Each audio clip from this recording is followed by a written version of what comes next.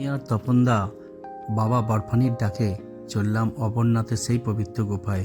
আকাশপথে আমরা প্রথমে চললাম শ্রীনগর এয়ারপোর্টে ল্যান্ড করার পরই আমাদের সাথে সহযাত্রী হয়ে গেল নির্মল, মালাদি আর তার সাথে সৌমিতা।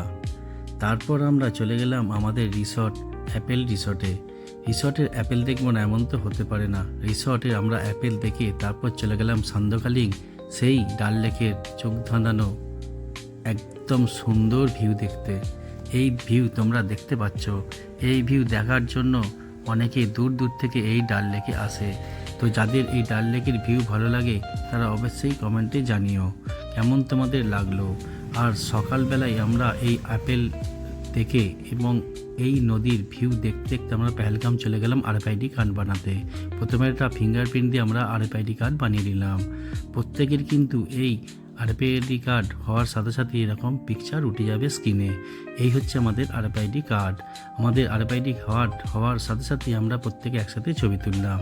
আর সেই পেহেলগামের সেলফি স্ট্যান্ডে দাঁড়িয়ে আমরা প্রত্যেককে ফটো তুলতে লাগলাম। এই ফটো তোলার লোভ কেউ কিন্তু সামলাতে পারবে না, কারণ পেহেলগাম এখন পুরো নির্জনতায় রয়ে গেছে, কারণ সকলেই জানো। এবং আমরা একের পর এক এই ছবি মনোরম পরিবেশকে উপভোগ করতে লাগলাম। তারপরেই চলে গেলাম হিস্টোরি অফ মমল টেম্পলে।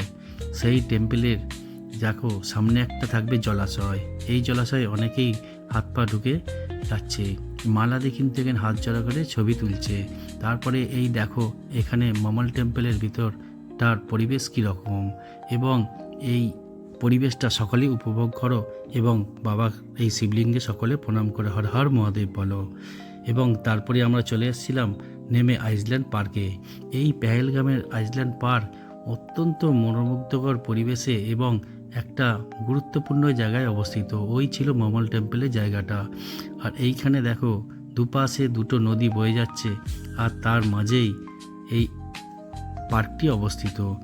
এই পার্কটি বিভিন্ন রকমের ফুল, নাম না জানা বহু ফুল আপনার মনকে কাটবে এবং তার সাথে এত সুন্দর পরিবেশ এইখানে দেখা যাচ্ছে, আপনি না গেলে আপনার চোখকে না দেখালে বিশ্বাসই করতে পারবেন না।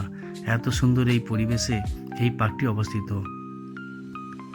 সৌমিতা আর নির্মল এই জলাধারের কাছে ছবি তুলছিল। ছবি তুলতে ওরা সব কি বলতে আসছিল, তা সত্ত্বেও আমি এই ভিউটা নিতে থাকলাম। এই ভিউয়ের ছবিটা কি সুন্দর আসছে দেখো। তারপর আমরা কিছু ফটোশ্যুট করে নিলাম। ফটোশ্যুট করতে এখানে প্রত্যেকেরই কিন্তু মন লাগবে। এখানে অনেক ছবিরই কিন্তু শুটিং হয়েছে এই পার্কটিতে।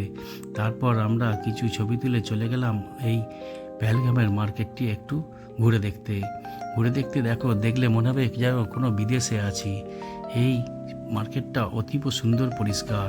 আর যারা এখানে আসবে এই কেশর মালাই দুধ খেতে কিন্তু অবশ্যই ভুলবেন না। অপূর্ব স্বাদ এই কেশর মালাই কিন্তু এখানে ফেমাস। এবং দেখতে পাচ্ছ এই এত বড় বড় গ্লাসে দেবে। এই বড় গ্লাসটির দাম নেবে 60 টাকা।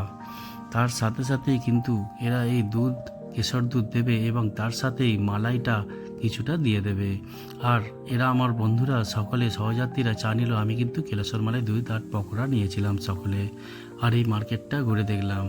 তারপরে মার্কেটটা ঘুরে দেখতে দেখতে আমরা রাতের খাবার নিয়ে রুমে চলে গেছিলাম, কারণ সকলে আমাদের আর্লি মর্নিংয়ে সকলকে বেরোতে হবে বরফানি বাবার উদ্দেশ্যে। হর হর মহাদেব।